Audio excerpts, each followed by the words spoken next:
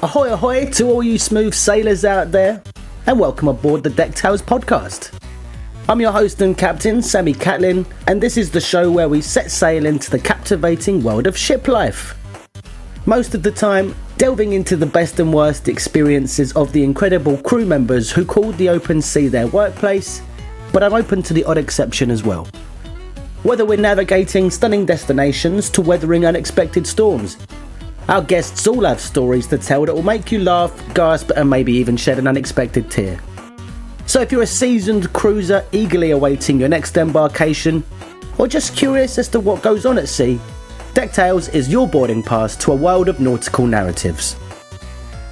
My guest today is Mr Ant McGinley, a former cruise ship staff member of about 3 to 4 years, where he worked as a DJ, dabbled as an entertainment host, and also did a stint working as a tour manager. I connected with Ant through an online podcaster's Zoom meetup, and as luck would have it, he was on the call, worked on ships around a similar time to myself, liked the sound of Deck Tales, and agreed to come on the show. Being a podcaster himself, Ant was kind enough to give me some helpful tips going forward, but that came outside of the recording for this episode, because once I got him talking about himself and his ship experiences, there was very little time for anything else. So let's anchor up and dive right in. Hello, Ant! Aye, I think I should say, probably at this point. This is the most appropriate response to give. Absolutely. Ahoy, ahoy there, shipmate. Oh, you've got the hat on. What is that? This is my P&O officer's hat, which I just found. And I was like, well, okay, I'll get that and put it on. And I'm also wearing like a nicely blue-ribbed, very sailor-oriented. I actually look like I'm about to captain the ship, deliver fish fingers, or maybe open a lighthouse right Most now. Definitely. But this is not my normal look. I just thought I'd get into character. Maybe this would help bring me back to that's to my great sea to days. know. Yeah. So if you can't see, obviously Ant is wearing a officer's hat of sort of some merit. How's your day going? Yeah, day's fine. I've just been baking popcorn and Skittle cookies. That sounds like very nice, cozy indoor activity. Considering like today has been awful outside. We had a real deluge of rain earlier. It was raining cats and dogs, which is for the American listeners, heavy rain. And I had a first. Just in case Americans don't know what cats or dogs are. Yeah, what the term "it's been raining cats and dogs" means. I mean, do you know where that term comes from when we say it? I mean, I want to say the Bible, because it kind of sounds like it's one of the things that happened in Egypt. Like there was because it rained frogs. There was definitely a thing. There was a plague of locusts. Ooh. Then it rained frogs. And then maybe it's just like, actually it rained frogs. And then on Thursday, it was dogs and cats. On Friday, that you didn't want to be there. It was cows and elephants. That was the day to miss. Well, I've looked it up. It says we don't know. The phrase might have its roots in Norse mythology, medieval superstitions, the obsolete word catadoop, which is word for waterfall, or dead animals in the streets of Britain being picked up by storm waters. Now that sounds more likely. I mean, yeah. But also, I like the fact that we don't know for sure. So my answer could actually be correct. It could absolutely be correct. Yeah. But yeah, I had a first this afternoon. I've never had this before, and I'm quite excited to share this story because I'm going to get to use a swear word that I haven't used up to this point. I've been mindful, not to try to be too explicit, but this is warranted, and the use of this word could not be more appropriate. Drop the bomb. I'm walking to the flat, right? And it's absolutely hammering it down. Water is collected, up alongside the curb. So you know what's coming. What happened? Car going past, a bit too close to the curb, creates a little tidal wave. First time in my life that's happened. No. Luckily I was wearing my waterproof jacket and I had my tool bag on. So, but it completely drenched my lower section. All of my legs and everything was soaked. Because I don't even know if it was a woman or not. I don't know. But I screamed at the top of my lungs, "You fucking cunt!" That was a first for me. I mean, you turn off the main road and you go left down towards my flat, and I was about a quarter of the walk down the road towards the flat. So you have time to assess the road before, you go charging down it. But this person just didn't slow down at all. I mean, there is the other possibility you're not accepting here is the fact that it was deliberate. It wasn't accidental. It wasn't thoughtless. It was purposeful. It was like they'd probably been sat there for about 10 minutes waiting for the right person to come along and had done a practice run, timed it, saw the pace you walk and thought, yep, this is the one. So they've probably got a YouTube channel with you on there right now. Just kind of multi-videos. That makes them an even bigger cunt. Well, welcome to Deck Tales, everybody. Welcome to Deck Tales, yeah.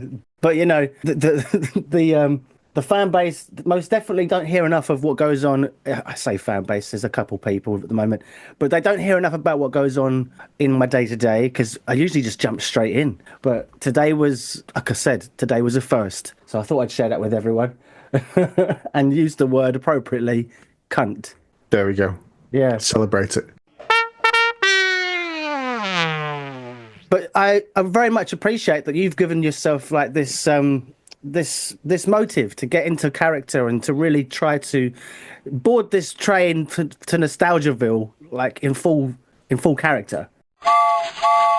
Yeah, because it's a while ago, so I thought it would serve as an aid memoir and help me remember going back. How long ago?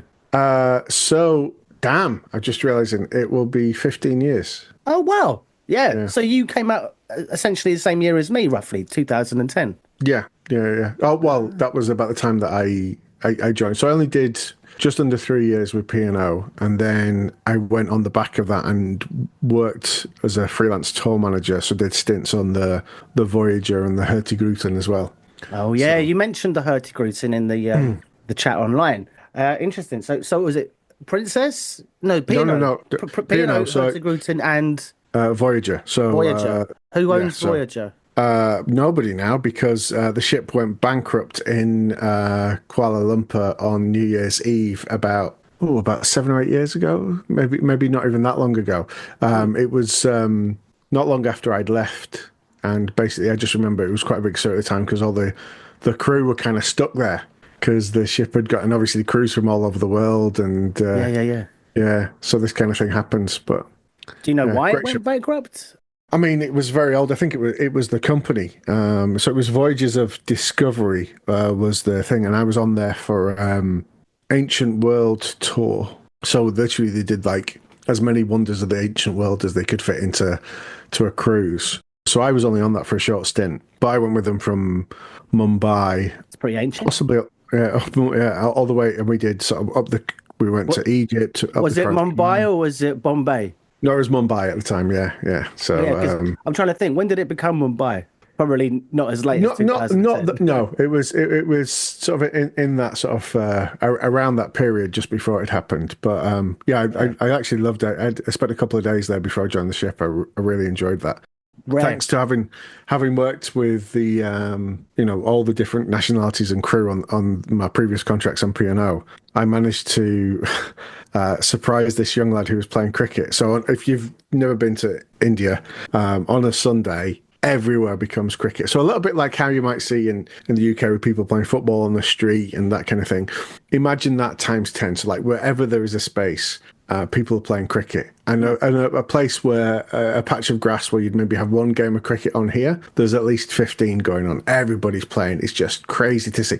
And so I was walking around just exploring the streets and walked across, waited for them to bowl the over, and walked across this game these kids were playing on the street. And as I walked, this young lad sort of mutters something under his breath in Hindi to me. And I just turned around and went, "Kaise ho? Theek hai. Mere ko daru chahiye. Abhi kya? Abhi jari karo." And he just looked completely dumbfounded, and all his mates fell about laughing, and then I carried on. For those of you without subtitles and yes, know what you mean, please. It didn't really make sense, but it was "How are you?" But you said it aggressively. Yeah. But it starts with "How are you?" and then it was like, "Go and get me some alcohol quickly, go." Yeah. So you said that to him after you'd kind of exchanged a pleasant greeting. No, I didn't. Well, yeah, I wasn't being particularly mean, but no. I was meeting his aggressiveness Yes. politeness and silliness because it was completely out of context. Well, so okay, this was a 3.5 year stint with 3 different companies. One of now which is in the toilet, is gone. Hurtigruten is still going strong. And I believe P&O is still good standing out there. Yeah, they have a couple of ships that are out there now. Although one of the ships I was on has now been sold on and become something else, and I believe another one may have been scrapped. But then that's the thing. So I think the Voyager was originally the Jules Verne. The Jules Verne. The Jules Verne, yeah. I should know that name. That's no, don't tell me. Is that 50,000 leagues? 20,000 leagues. 20,000. Yeah. Oh. So when that's so stupid of me because I've got the fucking. Do you know what a book nook is? Yeah. I've got a Jules Verne book nook. Shall I show you? I made this. I got this for my mum for Christmas, and it's like it came in a box with like sheets and sheets and sheets of balsa wood, and you basically, it's like a cabin. That's amazing. Oh, I've got to glue the door back on because the door is kind of a bit crazy. Still, it looks... But I'll bring the cab. Oh, there's a light on the back. Yes. Hold on. So it looks the inside. It's like a little bookshelf, as if it's a little library on the ship itself. Inside there, it's like a cabin. Oh, just typical. The first time I get this out on camera, the light stops working and my door starts to fall off. I don't want it to break on me. I took 4.5 hours to put this bastard together, and the wiring was a bitch. Well, you know what? There it is. I can show you. I can appreciate. I can see. Just about get the. It's like a little TARDIS. Yeah. But the light. I'm trying to get the light in. There we go. Yeah. There you go. That's for your eyes only. It has got a backlight and a blue light, and it's blue, so when it works. Yeah. I just got to give it a good tap around. I lost the hinge to the door there. I've got to super glue that back on. Oh, and as I put it down, the fucking lights just come back on. Wow. There we go. That's those of you who've paid the premium subscription can enjoy this in all its glory now. No one's paid me anything, Ant. That's that's a conversation for another time. Hey, but you've started. This is it. You're out and about. You're up and running. You're alive. I'm definitely up and running. I'm definitely up and running. What is the reason, Ant, that you yourself, a young lad from, I'm guessing, London? No. No? Where are you from? Born and bred in Rochdale of Irish extraction. So Rochdale is famous for... Lisa Stansfield, Anna Friel. Yes! The Co-op. Lisa Stansfield. I've been around the world and now... How appropriate that's really interesting. I can find my baby. Sorry, there is... That's a very useful tip, actually, for anybody who is listening to this and works passenger facing on a ship. A very great way to deal with, especially when you've had somebody being incredibly rude to you and you're kind of limited in what you can do in your response. What I used to do is afterwards I'd go back to my cabin, or if I was DJing, I'd just open up a Word document and I'd write out what happened, what they said, and then do 6 or 7 variations of what I could say. But what you should have said. Yeah. Or what I could have said. You know, we've all been in that situation. And I found that was a very therapeutic way of getting through a situation. It's very George Costanza of you. I said easy, big fella. Thank you very much. The one example that springs to mind was, I can't remember what this lady had said to me, but she had been vile, right? And sometimes it happens, like, and this is on the rarity, you know, in terms of the vast majority of people that you encounter in a cruise ship. So the people have a great time and they appreciate what you do and they're very nice to you. But there will be some people that are so horrible, and some of them will be really sneakily horrible as well. So they won't come up to you in an aggressive fashion. They'll come up to you with a big smile on, and you're just like, oh, okay, and you open yourself up to them. That disarms you. Completely. And this one, they said, why are you so shit? I mean, that's a big question, madam. But yeah, there's examples of that, and it's people can be so horrible.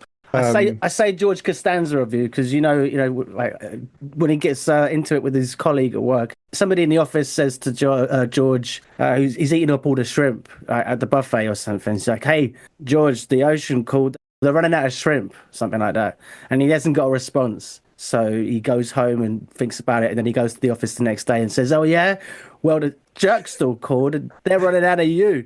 It's like by that point, the moment's gone, but the guy comes back at him straight away. The colleague comes back at him straight away, and George has got nothing to say again.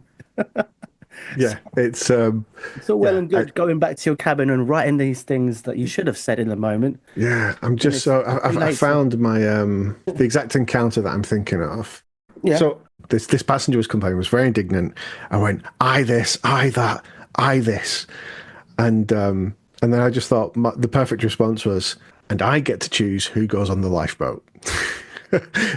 Yes. But of course, yeah, of course, you never do that in real life. But Oh. in the office style sitcom version of that, when I write it, that's very much what the response would be. So you have tried to write a sitcom.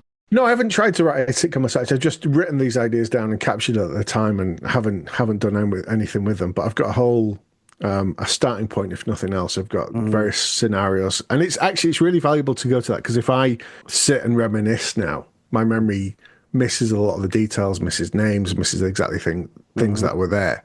And I think one of the things that really comes across is when you've written something close to it happening, is it really captures the emotion, it really captures the feelings. Yeah. And I think that's, especially with it being so long ago for me now as well, you know, there was a lot of time on that ship in that job as well where I felt lonely as hell. You know, it's especially with the job that I was doing. So I was an ENTS officer DJ, but I would, because of the DJ part, I would be the last officer on deck effectively. Yeah, and entertainment officer is a weird one. Like, I never had that job title. It was only with P&O that has it, I think, as an officer status, one stripe on your shoulder equivalent. Well, it's 1.5 stripes. I'm so sorry. No. So, but then they said, but it's invisible stripes, Right, Which when yeah. you don't actually have a thing there with the stripes there. And then it also meant that because it was, But you got a invisible hat.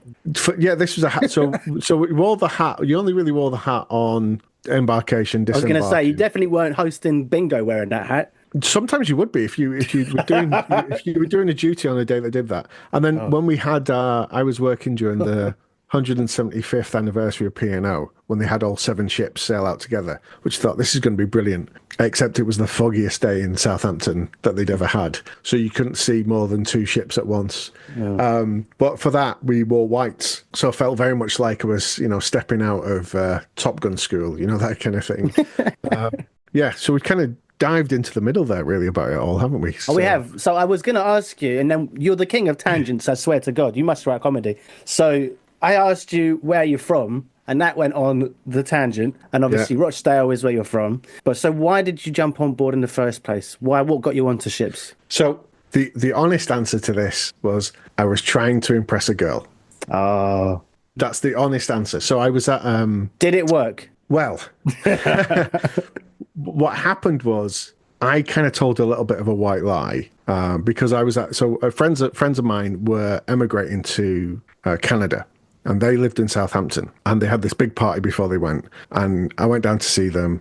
Loads of people that I knew were there, including this one girl that I'd always had a crush on, and I was chatting to her and asking her loads of questions about her. And it was great, and I was like, "This is amazing." You know, we're getting on really well. And I nipped to the bathroom, and while I was in the bathroom, I saw this poster for the hotel, and it was just saying, "If you're going on a cruise, stay here, and then we'll transfer your luggage. You know, so you can have a nice, relaxing morning." All this kind of something I'd never heard about before. It was like only the second time I'd been to Southampton, and I thought, okay. And then I remembered that my friend had sent me this job, and he said, "You should do this." And it was a job to be a DJ on a cruise ship with a generic email address, which didn't say who it was for, which company or anything. It was just like, email your CV to this thing. So, and at the time I don't think I was working at the time. I was just doing a lot of training, actually. I'd taken some time out, and I'd lost loads of weight and was in the form of my life. And I was just kind of like, I couldn't find anything that I really wanted to do. So I was just kind of living off eBay, effectively. I was selling loads of stuff that I'd had. And when I came back and we'd got some drinks, she said, "So what are you up to now?" And I was like, if I just say I'm, you know, living off eBay, I mean, that's kind of impressive, but, and because she was very driven and all this. And I was like, well, I've actually just applied for a job on a cruise ship, which I hadn't. I'd had an email about it, hadn't applied, and just seen this thing. So almost like in a way of, like at the end of The Usual Suspects, looking around for clues and going, "Oh, I did this," and creating the story. I was like, Yeah. Mrs. Doubtfire comes to mind as well. Yeah, exactly. I've just applied, except I did it without an accent. So I've just applied for this job. Yeah, you weren't going to change your story and your backstory. I've just applied for this job on a cruise ship. And she went, "Oh, which company is it with?" And I went, "It's a very good question. I've no idea. It's just a generic email address." And she says, "Well, I've literally just finished working for P&O, and I know everybody in the office that deals with that side of things. So if you send me your application form, I'll make sure it gets in front of the right people." And I was like, "Oh yeah, great, no problem." And I was like, "Oh, for fuck's sake," because I wasn't going to apply for it at the time. I honestly, She didn't call your bluff. She encouraged you. Well, kind of. And so, and I don't know if she'd even remember if she's listening now to this. So then, like, I went back home, and a couple of days later, I was like, "Oh, she just sent me a message. Says, 'Oh, remember to send me your application.'" And I was like, "I haven't even done it," but I couldn't tell her that. So then, what I had to do, so I very quickly applied for this job, sent off the email, and she was like, "Brilliant." And then, literally 2 days later, I get a phone call, invite me back to Southampton for an interview. So I was like, "Oh, okay, well, I'll go and check it out, see what it's about." Went down, had the interview. It was one of these ones where they kind of like, everybody's there in the morning, then some people leave, and the people that stay behind are in contention, and then... Anyway, at the time, they were like, "Okay, thanks very much, we'll be in touch." So I drove back that night, and literally, so this is on the Monday I've had the interview. Tuesday morning, I wake up, and I get a phone call saying, "We'd like to offer you a job, but we don't have a ship for you yet. So it might take a little while, but..." They're going to build a ship just for you. Exactly. For your ego, for your for your particular style. We were thinking, all gold. I was like, "Yeah, that's fine." 250,000 tons, okay? Yeah, that's it. Well, how many pizzas are you going to have on there? So they were like, "Okay." I was like, "Great." So I went to call my dad and say, "Went really well." And before I could do that, the phone rings again. So literally a minute after they've called me and offered me the job, the phone rings again. So bear in mind, this is a Monday. They said, "Actually, a ship's just come up." I was like, "All right, but you'd have to join next Thursday." And I was like, "Okay, can I do that?" And they were like, "Well, there's a couple of things you need to do. Like, you have to go and get your C1D visa from the American Embassy. You have to go and get your medical. I was like, okay, I can do all that. And they were like, "Right, we'll send you some stuff, work it all out." So that's the Monday. On the Wednesday morning, I fly to Belfast to the American Embassy there because they couldn't fit me in London. And so get my C1D, which is the craziest thing. So I think my appointment was like 10 a.m. at the American Embassy in Belfast. Anybody that's ever been to the American Embassy in London knows it takes about 15 hours just to queue up. Yeah. I think that's where I had to go. The one in Belfast, my appointment was at 10 a.m., right? I got there at 9:20, and I was out with my visa by 9:35. Oh. And and it was a lovely experience. There was no kind of grilling. There was none of this. Bang. Happy days. Happy days. I'd recommend it. And it was dead. It was highly recommend it. So if you're going to go and do that, opt for the one in Belfast. You could have just got lucky. Because it was a quiet day. There could be that. Obviously, I'm just doing it on my own experience. So that was like the Thursday, and then I had to go up to Liverpool on the Monday for my medical. Now, because I was not on a deck kind of side of things, it didn't really matter about my eyesight and things like that, so that was fine. But I had the medical at the Liver building in Liverpool, which is an amazing building and great connection with the sea. And it was only at that point I think that would have been the Tuesday lunchtime I had my appointment. And I was like, "Okay, so I'm going then." I was like, "Right, I'm really going." And over the weekend, my sister was moving to London. She was living in Leeds at the time. So she was having a leaving party for going to London. And I gate crashed it and turned it into my party, even though I didn't know anybody that was there that was going to it. You were really leaving. Yeah, I was properly leaving. And so I think the fact that I'd sold everything that I owned on eBay beforehand had kind of helped me streamline. So it helped packing be much easier. But the one thing that I will say is the gap in knowledge and experience between shoreside and seaside is immense. Like, what I was told to bring, what I was told not to bring were completely opposite. So when I got on, and they were like, "We've got no time to send you a uniform, we'll send it to the ship." I was like, "Okay, great, fine." I get to the ship. They didn't have any uniform. So they were like, you'll just have to wear a suit. And I was like, I didn't bring any suits. They told me not to bring a suit because they told me I'd be wearing the uniform all the time. And I've like got 5 or 6 great suits back at home that I could have worn, but they said, no, don't bring them. So then I had to get stuff shipped, all that kind of stuff. Brilliant. But yeah, so I had this awareness. So I'm staying in Southampton in a hotel on the Thursday night. And it's only in the taxi on the way to join the ship on the Friday. And this was the Ventura. So not a small ship by any means. So like 3,000 capacity, about 1,000 crew. And it's just as I'm coming into the port in the taxi and I look out the window and I suddenly go, I've never seen one of these ships before. I was like, so I've no idea what happens inside them. I don't know anybody that works on them or is in them. I was like, this is all a bit crazy what I'm doing. Your dick has led you here. I mean, that's one way of putting it. And she's nowhere to be seen. You were talking. She's to very a girl. happily married with a dog, and She's married to a dog. No, she has a dog. I was going to say, but you were trying to mac on this chick, and you've just come up with this Mrs. Doubtfire preposterous lie about being someone that was just applied to work on a ship, and then she's going, "Oh, I can help get you further away from me, you creep." Yes, that's exactly what happened. And but you know what? I went with the flow. And then basically walked onto the ship. And it was a similar experience, I would say, to when a northerner visits London for the first time. Right? What? It's like, the whole thing of being really friendly and smiling and chatting to everyone, the crew, having no concept that just because you've seen that crew member then, like there was people that I met and I chatted to loads on those first 2 hours of being on the ships, never saw them again. Yeah. Right? 'Cause maybe they were disembarking, maybe they were leaving, whatever. Maybe they're just in a different department on a different time thing. But I never saw them. And it took me a while to get my head around that. This is why it is hard to do a comedy sitcom, like a situational comedy on board a cruise ship.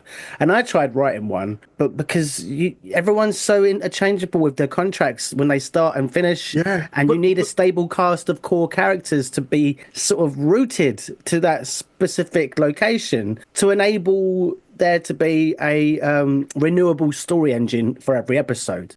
But you say that, there is something like, is it that movie Cloud Atlas with George Clooney and Tom Hanks? I think it is. I really struggled to follow the plot of that. And I think part of the reason is that in that film, what happens is all the actors switch characters as the film goes through. So at one point, one's the hero, one's the villain, and they change it up. Yeah. And then like 20 minutes later, everybody's changed roles, and this happens all the way through. About 7 or 8 times this happens. That kind of happens on the ship because. So I'll give an example. So one of my dearest friends in the world, Mark, I met when he joined the ship. We were in Australia, and the guy he replaced was my best mate on the ship, and this weird things happens where Jamie leaves the ship, right? Empties his cabin and has a brief handover with Mark, who's coming on board. And then that's it. And then Mark not only fills his role in terms of the ship and all his duties and all those different things, but he then fills his role in everybody else's life. So because he's in the cabin opposite me or next to me, and we'd always do things together and have that thing, he's then the guy that I, go ashore with. He's the guy that that filled the hole in your heart. But no, it's weird. It's this thing of like you very much from a logistics point of view with a ship. Yeah. You are a cog in a wheel, and you get on, you do this role, and you come in there. But also socially, that happens as well, and it's kind of because he was my buddy, my mate. That role now goes to you, which is weird. But you stayed in touch with both of them, or just the second guy? Just the second guy, although because there was a relationship clash with the second guy, shall we say? Oh, okay. Yeah, but that was So we worked together again, and then his ex-girlfriend came on the ship, and they had a really emotional, difficult sort of time. It was the first time they'd seen each other, and then several months down the line, we started a relationship, and then like. The triangle forged. Yeah, but then literally, again, one of the crazy things of being on the ship, 4 weeks later, we get engaged. Something like 12, it was something 3 months. I can't remember what it was. It was like ship time just does weird stuff. So Yeah. She didn't ask you what you were up to, and like you didn't have to invent some crazy lie, like, "Oh, I've just applied to work on Hurtigruten." I mean, I'm not going to say I've never made up crazy lies to that person, but yeah.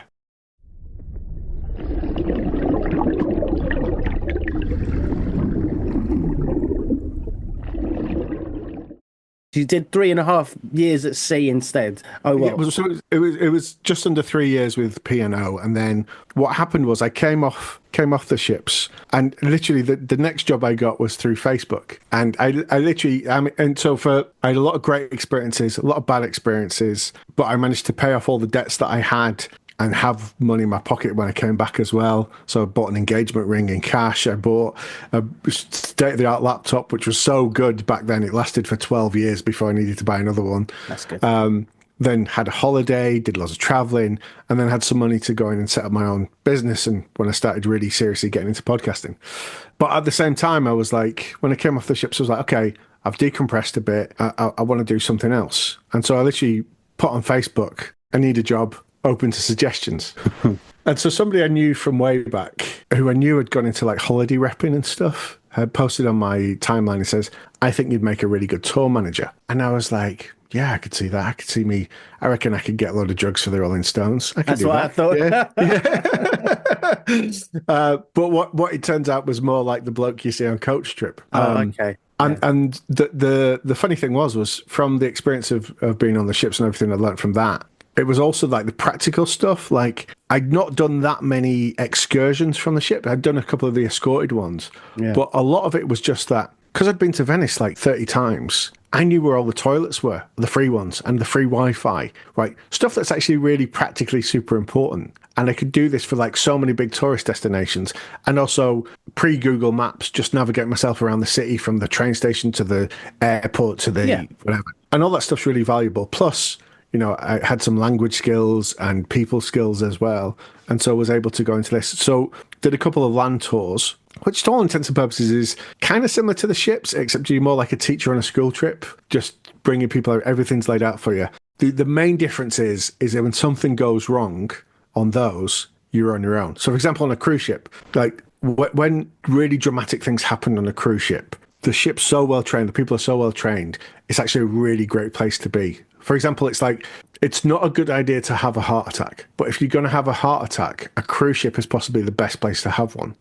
Because but it's true, because you know yourself. So you've got one defibrillator in the medical in the med center. You've also got one medical officer will be walking around constantly with a portable defibrillator on their back. And so as soon as the call goes out, the ships are big, but they're not that big to get across, and you've got passes that can override the elevators. You can be at that location in 60 seconds, you know, which beats the response time of an ambulance, all those kinds of things. That's true. But so say that happens to me, though, when I'm doing one of these other tours, there's no medical team. I've got to use the same things that everybody else uses on land.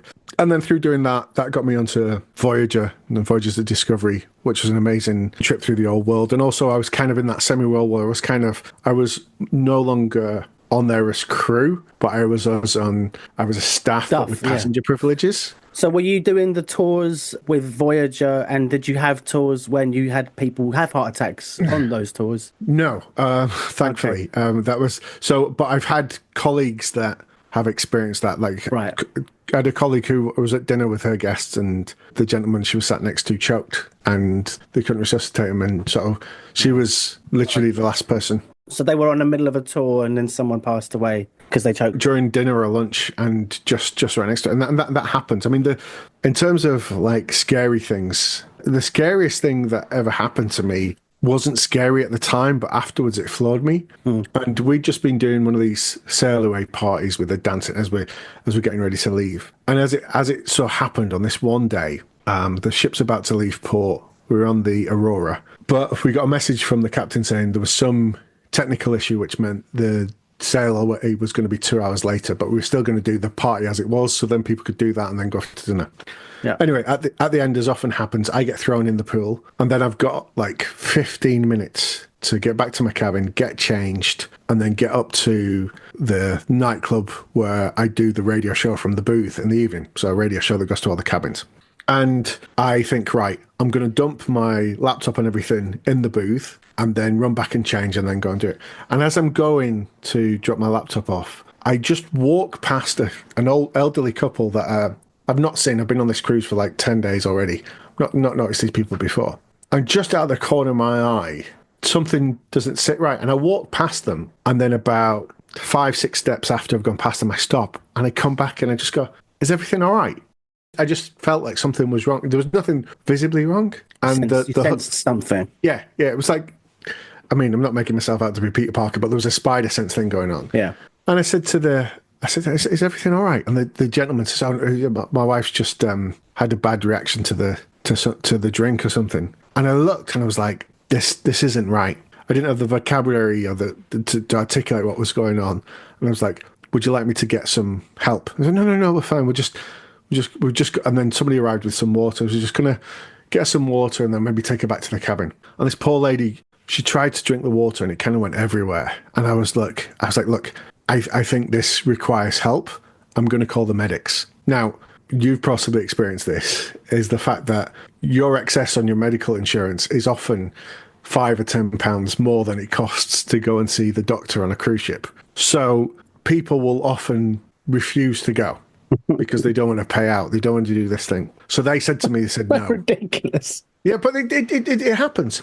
And so they said, no. And the lady was like, no, it's fine. But she was struggling to speak. And I was like, you don't know at that point. Maybe she was like that when she came on board. I've not seen her before. I don't know what her condition was previously. I'm just going off what I've seen. Yeah. I'm thinking there's something's not right here. So I literally went, look, if you were my grandma or my mother, I would call the medics. So I'm going to call the medics. So I literally went over to the phone nearby, called them, and within sort of a minute or two, somebody's arrived with a wheelchair. And she straight away takes one look at her and she was right, puts her in the chair, and then she runs with this lady in the wheelchair. And I'm running with her. I'm like, okay. We get to the elevator and we get to the medical centre, and then she's like, okay, we've got it from here. Thanks very much. And that was it. And it was like, okay.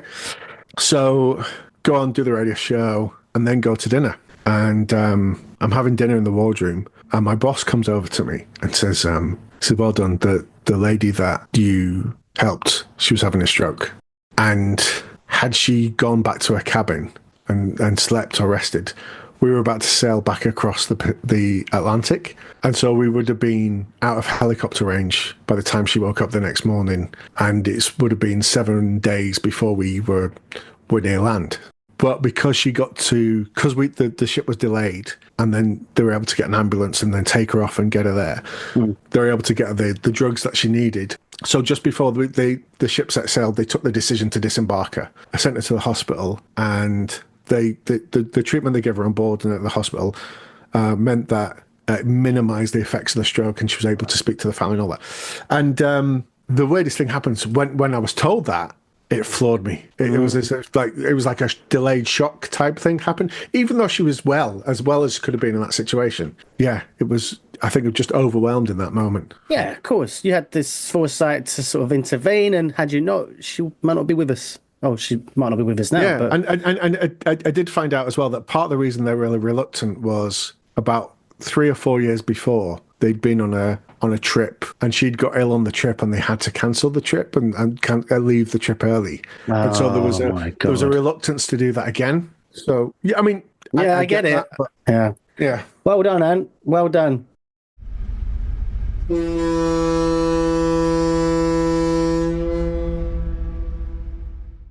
Did you, let's try to G up the comedy. Did you do any charter cruises? I didn't do any charter cruises, although I've got a lot of friends who did. My friend's a singer, and she's done a couple of the shoes-only cruises, where that's the dress sense. What's the, sorry?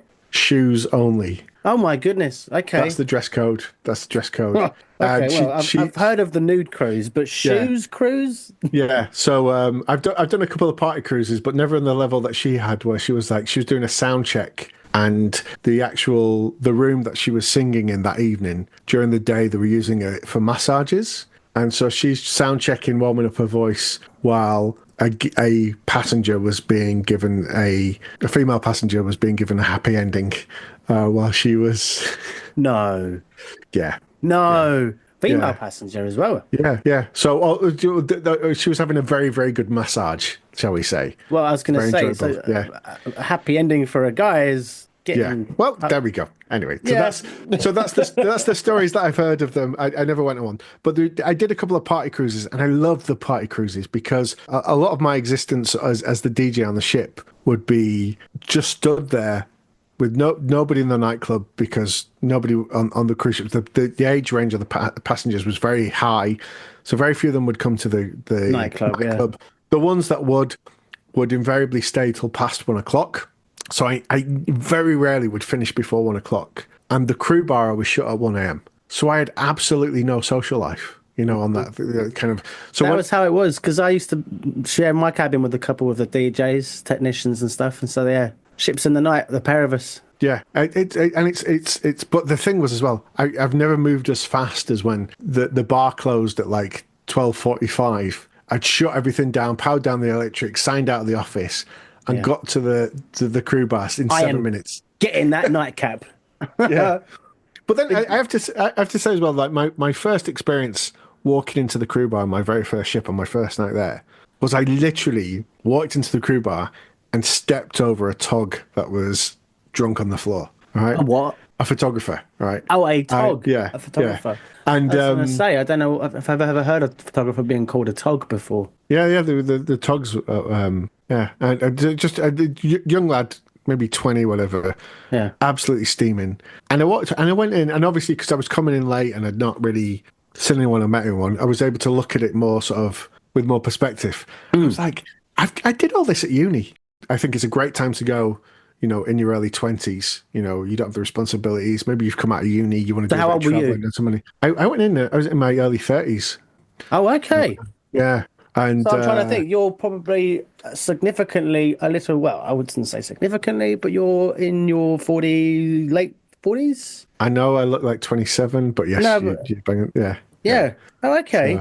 So you've got a good decade on me, sir. Yeah. You've earned your stripes. But I think like if I joined like 10 years earlier, I might have done 10 years on the ships. I honestly think I might have done. Well, but I joined at 19. Right. Wow. Yeah. I was as young as you could possibly be. But I was never on the floor of the crew bar on my first contract. Actually, no, that's a lie. I wasn't on the floor like steamed out. I was maybe on the floor sitting under a table posing, shotting some drinks or whatever. But anyway, that's by the by. So you remember being on that crew bar vibe early on. People are on the floor. You're stepping over togs, as you called them. Yeah. That wasn't an embarrassing moment for you. That was embarrassing for somebody else. So what's a standout embarrassing moment for yourself? So my first contract, like, because I came in very last minute, and I thought I was on there for 5 months, and then suddenly I found myself that I was somebody else was coming aboard, and the leave plan had changed, and nobody had told me, and I was like. So I then had to leave. I'd made all these friends, started seeing someone, was starting to feel normal, and then suddenly found out I was leaving 2 weeks later.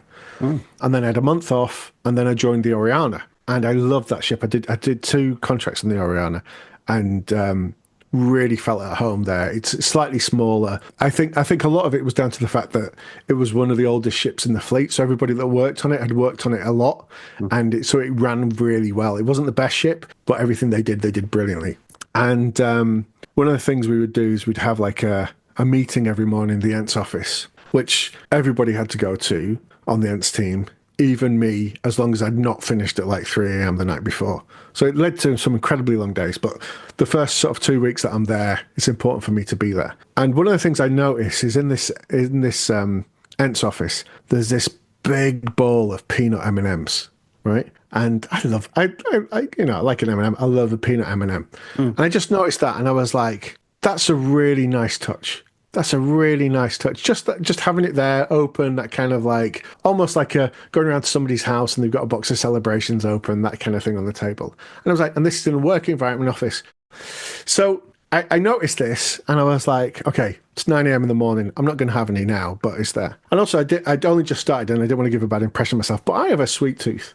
And so whenever I nipped into the office, nobody was about. I was like, grab a couple, like that, pop it on, going around. I was having a great time. A little sugar rush, get you through the afternoon in between doing your paperwork and your photocopying, whatever. And so we're like 4 days into my first sort of contract on this ship, and we're in the morning production meeting, and my boss at the time, Karen's like divvying out the different roles, telling us what's coming out, whatever, and she's looking for something, and then she's like, "Oh, I still need to get rid of these M&Ms," and I was like, "Well, I mean, if you don't want them, I'll take them off your hands." To which she went, "Oh no, darling, these are the ones that passenger was spitting in." Did not see that coming. Did not see that coming. No, I did not see that coming as well. Now, the thing was, nobody else knew that I'd been eating these, so I didn't think... But well, why was she keeping them? I think they were keeping them as some kind of evidence, which I'd inadvertently disrupted with the DNA. Because I didn't dare ask what the whole story was. So she said, those are the ones the passengers were spitting in. And I wasn't sure if she said a passenger or a group of passenger. I don't know what the story was or why this was happening. But basically, for 4 days, I'd been eating dried spit of other passengers. Oh, gross. Yeah. Well, so did you come clean? Did you tell her, I've been eating these? I was just, I think at that moment, I was more like, do I need to get down to the med centre? Do I need to get a blood check? So I never told anyone. So I don't think But you missed out on the embarrassment that you could have had. But it was internal shame. There's a lot of internal. I'm still feeling, warm right now telling that story. Well, what about outward shame? Like actual shame, but people could collectively go, oh, poor Anthony. I'm not sure there was. I think I don't really suffer from shame anyway, because that's good. I'll always be the one to dress up and. Well, that's common of entertainers, Anthony. They are hard people to shame. But yeah, there will be moments, I'm sure. But... Okay. What about shame on the guests in terms of stupid questions or requests? So possibly the best stupid interaction I ever had. Oh, okay. Let me give you one little embarrassing thing first, and then I'll give you that. Sure. So I got my first iPad when I was on the ship. So we were in Hong Kong, I think it was, and I got some DJ software on it and was DJing from it. And it was like, because it was much quicker when I had to move venues. So if I had to move up onto the top deck, and then 5 minutes later I had to be in the nightclub, or I had to go and do something. It was just a much easier way to do things. So I was experimenting with it, trying to see how it would work. And I was thinking, this is great. This will go well. And I know you've mentioned on the show before with other guests about like ship internet and how bad it is. Mm-hmm. But I would try and do the best that I could do when I was DJing. I had a huge library of songs. But if somebody asked me if I had a song, if I didn't have it, I would make sure that the next time I went ashore, I found a way of getting the song. Let's put it that way. Yeah. And I was on my iPad, and this lady asked it for a particular song I can't remember, and I was like, I wonder if I can stream it from YouTube, or I can get a copy of it. And there was quite good signal because we were still close to shore at the time. So I'm playing some music out, and I'm trying to download this song at the time, whether it was on iTunes or wherever. And while it's downloading, I suddenly notice this beat on the song that's playing that I've never noticed before. Sometimes when you listen on really good headphones or on big speakers, sometimes there's like a hi-hat or a bass line that you never noticed before. Mm. And on this particular record, I was like, do, do, do, do, do, do, do, do, do, do. I was like, what's that? That's familiar. I suddenly realised it wasn't the song at all. What had happened was my mum had noticed I was online because it was home, and had Skyped me. And so what was coming out was the Skype ringtone over the speakers. To the beat. And it was in the beat with the song. I can't for the life of me remember because I was so embarrassed. And I hadn't spoken to Mum in ages, and she would panic if I didn't. So I answered while the song's still going on, and it was speaking to my mum on Skype. Well, so people were dancing, and in the middle of it, there's this, this woman who comes on, Anthony. Yeah, I mean, well, let's be honest. I mean, it was a P&O cruise ship with the average age of 70, so nobody was dancing. But yes, there were people. In the nightclub. But in terms of stupid questions, in that very same room, this passenger comes up to me while I'm DJing and says, "Can you play something a bit more modern?" And I'm like, "Okay." What was the age of this person? So this person was probably early 50s. Okay. All right. And I'm like... And this is back in 2010. This would have been about 2011, let's say, right? Okay. And I'm like... I was like... I appreciate that a lot of the music on the ship will be very sort of old. There's a lot of like ABBA specials and things like that comes on, right? But at the time, I was playing stuff that was in the charts, right? At this particular moment, because we're just playing through different things. And I was like, okay, going to put aside that being a little bit rude and vague, but let me work with you and go through it. So I said, absolutely, anything that you want. Just you ask for it, I'll play it. Now, not everybody is the same, encyclopedic knowledge of music. So again, you sometimes have to tease it out of people. And she was like, well, just something a bit more, a bit more modern, really. I was like, okay. And I said, well, look, I've just managed to get some CDs through from Shaw with all the new releases for this month. I've got the last couple of months' chart songs as well. So it's something you're hearing on the radio all the time.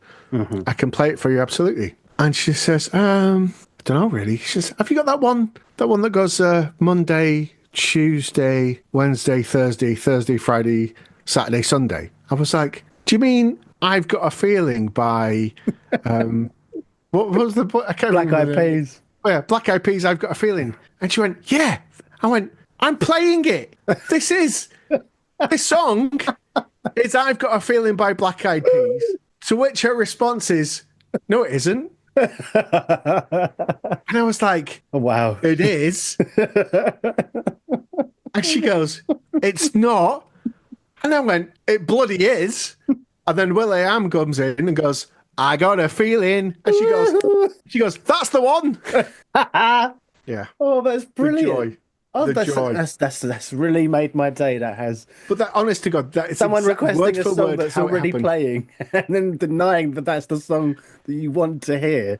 And then her reaction was as if she'd suggested it. Yeah. Found it and put it at that. Yeah. It was her brilliance that was like, oh yeah, I basically wrote that song.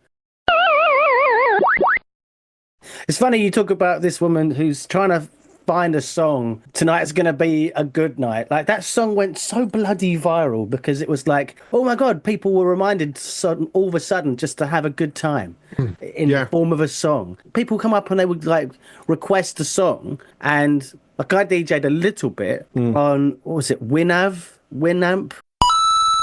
What was that media? Oh God, there we go. What was it called? Winamp. Using Alta Vista to find your songs. Yeah. But so people would request a song, and then when it did play, they hit the dance floor, but only when they realised it was the song that they'd requested for the chorus.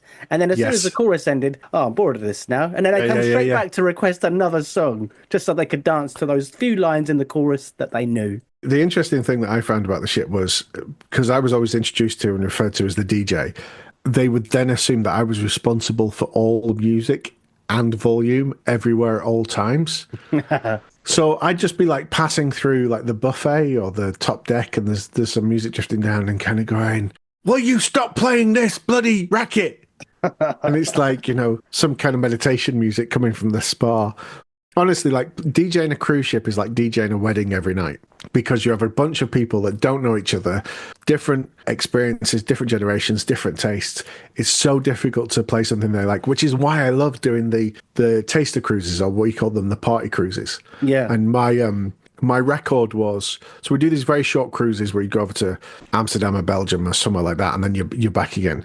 It's a really cheap way for people to try it out. Yeah. But people just come on and get absolutely trashed. People just, The record we had was one of my captains disembarked 13 members of Hindu before we set sail, because they'd got on it straight away and were horrible. And it was like, right, you're going. Well, you did 3 different companies, and all of them had, I would suggest, very different. Well, not very different, but like, let me ask you, because you've got Hurtigruten, Voyager, and P&O under your belt. What was the Hurtigruten one that you worked? The ship of theirs. So the Hurtigruten is a history of. So it was the Polaris I was working on with that one, and it's a Scandinavian company. So basically, there was a contract to deliver mail that the company won in like 1850 or whatever.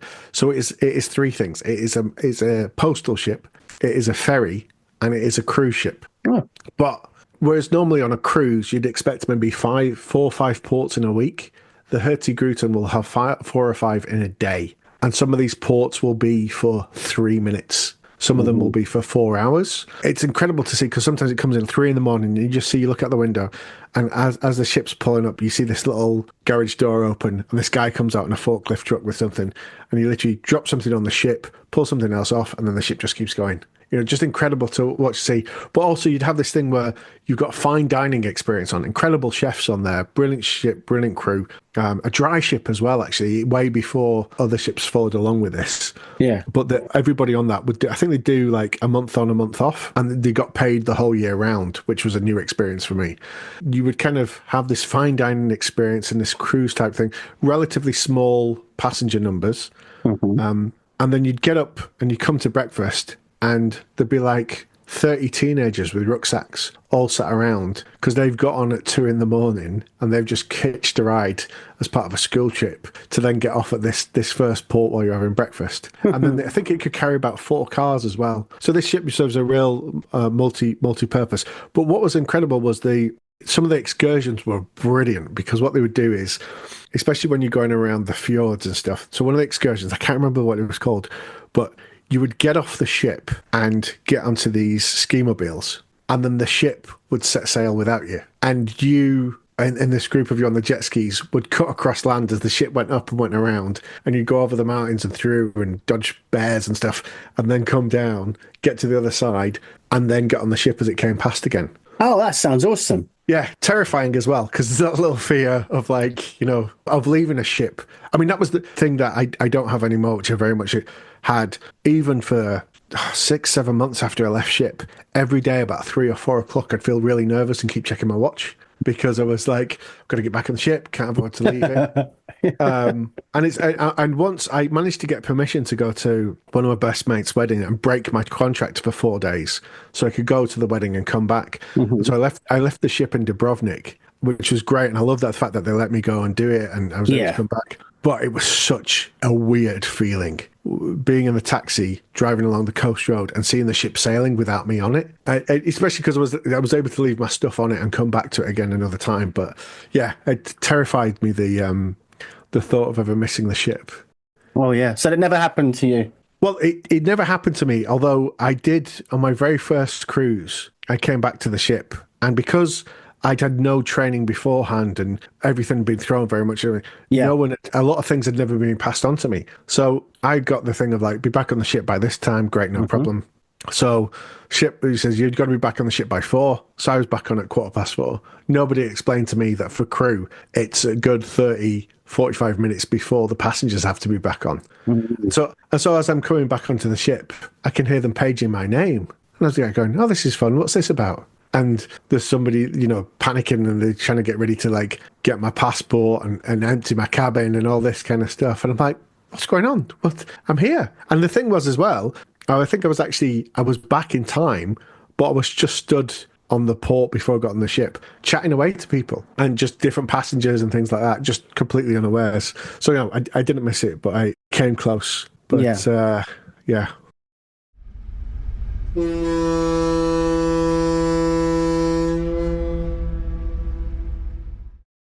What about, did you have any really heavy storms? Oh, yeah. Lots of those, eventful in their own right, or not particularly? So the most eventful thing that we had was I think it was coming through the Bay of Biscay. Notoriously bad. Yeah. And so I think it was starboard. When you're on top deck, you can smoke on the starboard side, not the port side, as it used to be back then. But this storm was really bad. And I was on the Ventura at this point. The ship's really long, and I'd been on it where you're stood at the back on the top deck, looking down the side to the front, and you can see the actual ship talking and twisting and lurching as it goes up and down. And I loved it. I loved the experience. I thought it was amazing to be out there and see the power of nature. But later in the day, some people are on the top deck having a cigarette on that side, and the twisting and torsion of the ship becomes too much, and the top deck splits. So we have this staircase that goes up, and the welding that joins the staircase to the next deck splits. Oh my God, it lifts off the staircase. Literally just cracks. The weld cracks. Wow. And I've been told that 3 of the people that were there never smoked again because it scared them that much, the noise that this thing made. I'd imagine so. Now, in itself, where that is, there's no problem because that's not going to sort of leak water. It's not like on the side or whatever. But when we got into port, we then weren't allowed to set sail again because you cannot sail with a split deck. It's one of the things that has to be fixed. So we had delayed sailing by about, like, as soon as we arrived, they started trying to do repairs. That sounds about right, though, Ant. Yeah. No, I mean, it's good. Absolutely. They should absolutely do that. What do you mean we can't sail with a split deck? Oh, it's just a ridiculous cruise line. Health and safety gone mad. One of my favourite things I got to do in my whole cruise time, which, and you know, there was good bits, there was bad bits, but as an experience, nothing beats being on the ship for a refit in Hamburg and being able to go underneath the ship during dry dock. Oh, you got to go under with all the timbers. Got to go under and see the whole thing. Although we weren't allowed to go under until we got safety boots and a hard hat, because of course, you know, that's going to help protect you against 250,000 tons of metal. Yeah. So your safety boots and your helmet, and what else? We had to wear goggles as well. Okay. Goggles, boots, and a hat. Did they give you a little barnacle scraper as well? No, we did. We just got down to go and have a look. Yeah, that was so. Somehow they'd really messed this up, and there was like 6 of us in the Ants team, and our job is purely passenger facing. Yeah, and they managed to keep us. Exactly. So everybody else did broke the contract, and they suddenly realised, like a week before, that we were all on in the middle of our contracts, and this was happening. And they were like, "Do you want to leave your contract early?" And we're like, "No, you can carry on paying us." So we stayed on for 2 weeks. We had 2 weeks. Surprised that they even gave you the option, and that you would like ask if you were wanting to go home early. Yeah. Yeah, so we had 2 weeks with no passengers. We literally as soon as the passengers got off in Southampton, we started bringing on contractors, and they just, by the time we got to Hamburg a couple of days later, they'd already ripped up a lot of the flooring, cleaned out a lot of things. They had a Bible, which was about 300 pages of jobs they were going to do in this refit. It was incredible how much work they did. But for us, there was nothing for us to do. Yeah. It was brilliant. It was amazing. So we had the one thing we did was said, well, while you're here, let's clear out the Ants cupboard. And so the Ants cupboard was like where you keep the spare sports equipment and dabbers for the bingo and all that kind of stuff. That took us an hour to reorganise. And that was just really goes to show. And then the level of technical, equipment we'll be working with. Yeah, and myself and my mate Richard, we were given the task of sorting out the sports court. And up in the sports court, there's one of those outside bench locker type things where they kept spare cricket bats and things in there. But all the broken stuff would go in there. So it's like, just to get rid of that. Now, obviously, because it's on a ship, this stuff is not just broken, it's all rusted and rotten and things. So it's like an old basketball hoop. You've got broken, rotting cricket bats, all these bits of crap that just need to be got rid of. Mm-hmm. Now, there's nobody on the ship to sort of speak to that knows where anything is. There's some contractors, but they don't know the ship. They're just on doing their thing. So we managed to clear out all this rubbish up on the top deck. I think we end up with like 7 or 8 bin bags full of junk that just needs to get chucked. But because of what's happening on the ship, we can't take it to the normal disposal on the ship. We've got to take it off. And so we get off the ship with these couple of bags each, and we're looking around and we're going, well, where do we put it? Somebody said there was a skip outside, and we look, there's a skip just sat on the dock. And we're looking at it, and there's nothing in it. Nobody, well, maybe it's this. So we throw the bags in, go back up, get the other bags, come back down, throw them in, go back up all the way to deck 21, whatever it was, get the last set of the rubbish, bring it down, throw it in, and then we're like, all right, let's get some lunch then. So we go back up, and while we're sat on the outside having some lunch, we look, and we just see the skip that we'd loaded everything into being lifted up into the air, lifted all the way up, and then lifted onto the ship where all the stuff had been. I'm like, classic. Yeah, stupid. Well, so, but yeah, that was the last busy we'd been. As entertainers, you've obviously, as you just said, like you've underplayed your part as to the level of technical stuff that you had to clear out from your store cupboards during dry dock. But did you ever have like a show from hell, or like you were doing game shows, quizzes, bingos, anything like that? So we did, I mean, there was the usual, there was the, every time sort of at the beginning of the cruise, you'd introduce yourself, you do a little thing. I found it so I came into this role having been working, I was doing a commercial radio breakfast show. Yeah. Before that, I was doing production at Radio 1. And then, so like real sort of cutting edge in some ways entertainment. Yeah. And then coming into this world, which felt like really behind the times, and also like I'd been in a very youth focused market. So it was like Radio 1 was 16 to 24. The radio was aimed at 35 to 40-year-old women.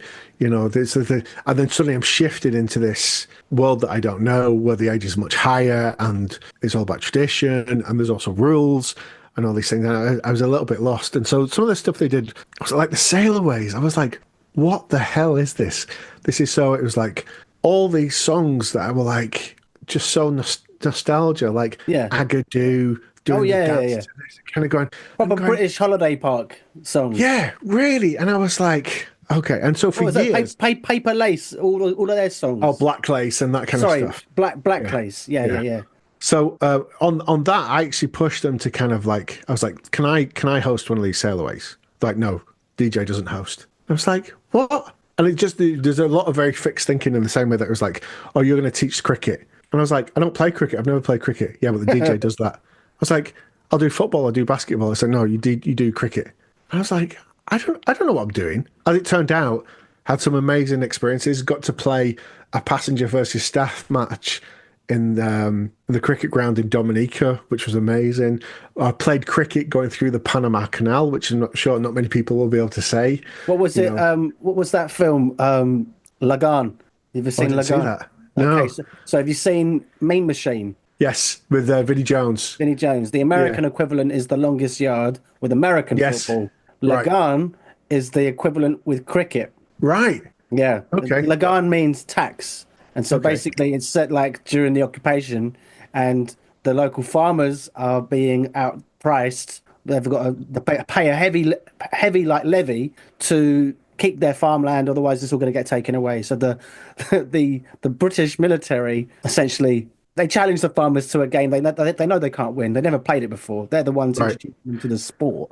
Yes. And then turns out they have got a natural proclivity for it. And then, spoiler alert, they win. But it's exactly the same. So you were playing the guests v the crew. The guests versus the crew. And basically what happened, we had this stop in Dominica, and this one guest had been trying to sort it out before, and we'd had permission, and they cut us a wicket, and the stadium hadn't even officially opened. It's this incredible stadium where, if you look in the right direction, you got the stands here, and then just to the left of the stands you're looking at, you can see the rainforest up in the mountains. And they also, I think they use it as their football stadium as well. It's incredible to be there and to have that opportunity. But yeah, there was a very fixed thinking. It's like, you do that because you're the DJ. And falls under your responsibility. I was like, come on. And I was used to being in such a creative environment where everybody pitches in, shares ideas, do things. It was like so rigid thinking. I was like, I really struggled with it. Anyway, eventually I got them to let me do a sail away. And I was let me try some new things. And I used to host it with Mark a couple of times as well, the guy I mentioned earlier. And we had so much fun with it. We did some great things. And I took an old drinking game from a song and brought that into a sail away. So Roxanne by The Police. And so I divide the people on the stage, and I was like, still no, but something different, something that people hadn't seen before. I was like, okay, everybody on this side, you're Roxanne. Everybody on this side, you're Red Light. So whenever it says Roxanne, everybody on my side goes, Roxanne, right? Whenever they say Red Light, everybody on this side does it. And then you kind of compose and direct them as they go along. And it starts off but you listen to that song, and as it goes on, it just fires back and forth towards the end. It's just silly. It's a lot of fun. And then I got to do other things. So I got to sing Build Me Up Buttercup with Clem Curtis, who was in the Foundations, on stage during a sail away. Oh, wow. Because he used to come, he's passed away now, but he used to come on the ships and do a turn. And was he the vocalist in the Foundations? He was one of the vocalists. They changed over at some point. Right. So they changed a lot. So, but Clem was the vocalist at some point. And I don't know if it's him on the record that everybody knows, but as an experience, and I'm just suddenly there in front of 1,000 people in the Caribbean singing a song with the guy that was in the band that sang it, and he's just like, kind of, this is cool. This is cool. But also, just I think it definitely benefited from trying different things and doing different things. But yeah, it's you just reminded me, someone coming on. Obviously, he was asked to come on and sing that song, right? He didn't just. So turn he was up. basically he was on as a guest entertainer. So he was doing Yeah. he was doing a couple of shows throughout the cruise. But I knew him because I'd been on a few cruises with him, and he had just happened to be out on deck during the sail away, which didn't happen. And we'd picked this song out to close the sail away. And I spotted him in the crowd, and I was like, "Clem, will you come up and sing it with us?" And he did, which was amazing. Well, it's such a weird full circle we've just done, because you telling me that story reminded me that we had a guest on board one time who was just a guest, and he came on to karaoke. And with karaoke hosting, people sing the same shit over and over and over again. And it's a joy when somebody chooses to sing something that you haven't heard before, or for a very, very long time. And this one guy got up to sing Billy, Don't Be a Hero. Wow. You know that song? Yeah, I don't think I've ever heard anybody do it. Don't be a hero. Da, da, da, da. I don't know how it goes exactly, but I just mentioned, obviously, you were saying about the Agadoo and all of these songs by Black Lace. Yes. And this Billy Don't Be a Hero is by Paper Lace. Right. Right. And the guy who got up to sing that song for karaoke was the original singer. He was like, "Yeah, amazing. This was me. This was my song." I don't know if you one of my favorite things. I don't know if you've ever seen Pop Bitch, which is like an industry sort of gossip sort of email that comes around. It's been going for about 20 years. Okay. And so one of the early things from that said that one of the guys from Aswad would always sing his own songs at karaoke. Yeah. Which actually, when you think about it, makes sense. So lame. It makes sense. Well, it's a good chance to do some free promo, I guess. And also it's like, it's going to sound great. Remind everyone you're still relevant. You're still kicking Exactly. about. That's it. That's you're it. Still down. Don't turn around. I'm still hip.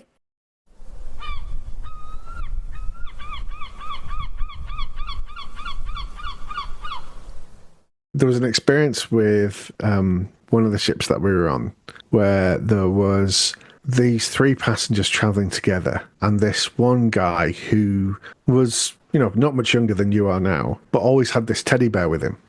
And it strikes you as being odd, but generally a cruise is a really safe place to have to bring people on for a trip and a holiday, especially somebody that might have certain needs or issues in other holidays and activities, because generally the crew will really look out for them, and with the obvious exception of going overboard, it's a really safe place to be, really really great place to hang out. But this one guy was like, he just seemed odd, right, rather than there being any sort of needs that he had. And he always had this teddy bear with him, and he got quite friendly with one of the other guys, one of the other officers. He had been speaking to them and spoke to them a couple of times. Anyway, we arrive in, was it San Francisco? And unbeknownst to most of us at the time, the FBI raided the ship because one of the other passengers that was on board was an undercover agent and was following these three people. And it turned out that the teddy bear was stuffed full of drugs, right? And they also found in the cabin, I can't remember how much it was that they found, but also they found a load of drugs as well. And one of the other rent officers, I won't name him because in case then he'd come back on this, he was called to be a witness. But of course, we're only in port for a day. Yeah. But the agent has already picked him out throughout the cruise before and seen this guy's had some interaction and he's a member of the ship's crew. He can, validate the story and do all those things. Yeah. So he's told he has to go and give evidence in front of a judge. And he'd no idea that this had been happening, but he just had to identify the people and that kind of thing. Yeah. But it's quite a high pressure situation because this all has to happen on this day. There's also all this high level stuff going on with the ship because these people have been found with drugs on the ship. So then there's a potential thing that the ship might be impounded because you're in port still. You're in port still, yeah. So but also because the FBI have read it, and obviously they've let the FBI in and do their thing, and they were following it. But then technically they could impound the ship because the ship had been to transport drugs. Yeah. And so there's all this high level stuff going on, really high pressure. And this one colleague of mine has to go to I miss all this, by the way, because I'm out for the day, right? I've missed all this stuff going on. And so they have to go, you have to go, and you have to go now, and you have to give evidence in front of this judge. The car they take him in is going super fast because they're aware that, everything's going on. They knock somebody over on the way to the courthouse, right? And they just tell him to keep on going. This is the FBI. the FBI. So the FBI knocks somebody over because they're trying to get into the case. So somebody just get hit by this car. And so I think they put him in another car and just send him on his way. Anyway, so he does that and he comes back. And it's just this thing where, like, I've been around San Francisco doing things, sights up and down the hills. I've been out on the Golden Gate Bridge. Had this amazing experience where I look down and see a whale swim under. Oh, wow. And it ends up closing the harbour and things because people can't go to Alcatraz because there's whales swimming around. Anyway, so I get back having had a lovely day, and all this has happened, and I've missed it all because I've got off the ship. It must have been that the FBI ran on the ship. Then I got off. I came down the stairs and got off, and then I've come back after all this has happened. And it only comes out when I sit down, and my mates just got back on the ship, and I have dinner with him. It's like, so how was your day? And I was just like, oh, did this. And then this incredible story that sounds like a crime thriller comes out. But yeah, that's something that happened on the ship when I was there, but I completely missed. So what is it you're up to these days? At the minute, I make podcasts and I do some stand-up and a little bit of acting. And, okay. That's pretty much what I'm doing these days. Yeah. So you do the stand-up, you do all of that stuff. You could be a stand-up on a cruise ship. Would you ever go and do that? Possibly. I mean, I've got friends that are doing that right now, actually. It's interesting. But in terms of going back to work on the ship environment per se, I think I always said if they offered me twice the money to do half the work, I'd maybe think about it. And I honestly think it's... Right, to be a stand-up, you only got to stand up and say words. Yeah, but the other thing is like, it depends on the cruise that you're on, because you have that experience, and I've seen it from the other end. If you get on and you're bad, there's nowhere to hide, especially if you can't get off the ship and you're there. Yeah. And I've seen that so many times. But they'll come back because they've got nowhere to go. Yeah, sometimes. Oh, that was one of my favourite experiences. Just let me leave you with this. Yeah. So, talking about funny things that passengers did and said. So one of the things we would do in my capacity, one of our duties was to be on doors. And literally that was for every show that was on in the theatre. So usually it's 2 shows an evening, sometimes 3. You would have a couple of our team would be stood on each door saying, good evening, how's your day? Hello, come in. Plenty of seats. Come on down there. We'll get you, if it was busy, we'd help them find a seat for all them. And it was during this duty that I encountered what I would refer to as a drive-by, which is where a passenger will insult you or make a complaint That's their policy. without breaking their stride, right?